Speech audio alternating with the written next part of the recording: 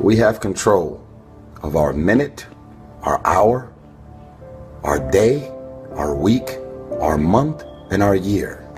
Stop running around being on the receiving end of whatever people want to dump on you. You showed up. You accepted that invite. You invited these people to your house. You're in a relationship with that man. You're in a relationship with that woman. That's you.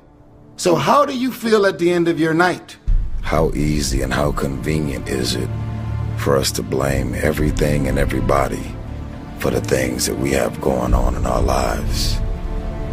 There is a such thing as you being a positive and a great person with the best of intentions towards everybody, and shit is rough and you just can't get a break. But most of you are waking up every day looking for pain, dysfunction, drama, unemployment, being broke, struggling, dropping every excuse in the book about your childhood and the problems and dysfunction that you grew up in that's stopping you from becoming successful. You don't like your friends, so why are you still with them? You don't trust your managers, agents, and lawyers, so why are they still there? Do you really expect your life and career to be any different from messing with the same things, people, and situations? That's all I'm saying. Are the things that you're doing, the people that you're hanging out with, and the places and the circles that you're traveling in, does that reflect a person that actually loves themselves? If you love yourself, why would you fuck with those type of people? You know what they're saying about you behind your back. You know they're jealous and envious of who you are and the things that you got going on in your life and your career. You know that they don't like you. And they've made it clear. They've sent you every sign imaginable that they could possibly send you. And because you're so desperate to have people around you and in your life, you continue to go back. You continue to show up to everything they invite you to, knowing what they're saying about you. I'm not preaching separatism. I don't want a bunch of people to just be alone at home doing nothing with no friends, no family, and nothing to do.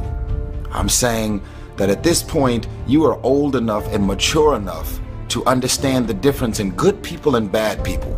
And when you're hanging out with negative, dark, and dysfunctional people, you cannot expect yourself to go to sleep at night and rest. You cannot expect yourself to feel good about your day when you're including negative and dysfunctional people in your day.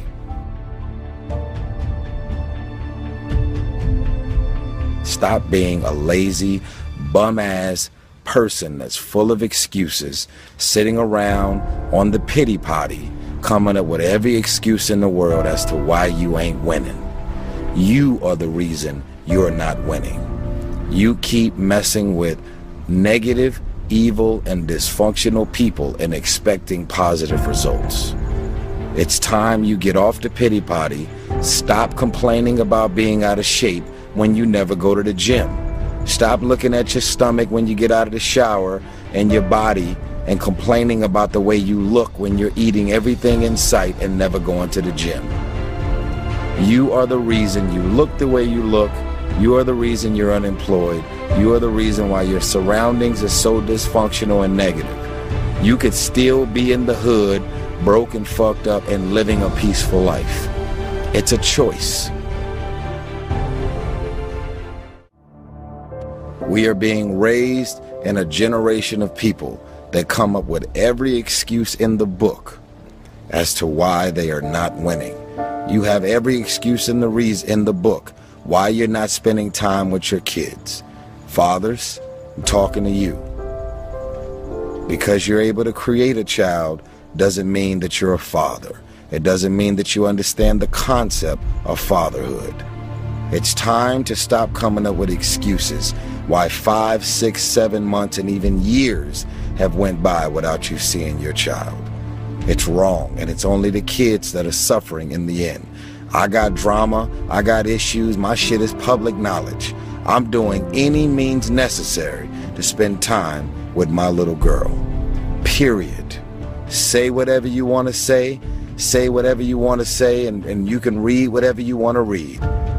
I am fully committed to spending time with my little one, period. Excuses sound best to the people that's making them up. You got every excuse in the world. That's why your shit ain't moving. That's why ain't nothing changed and nothing will change. Because you have convinced yourself that everything is wrong, everything is negative, and nothing will change. And guess what? It won't change. Change your mind and it will change your life. Change. If nothing around you changes, change the things that are around you. I'm tired of it. I'm frustrated with the amount of people that are not successful because they have thought their way into a depression.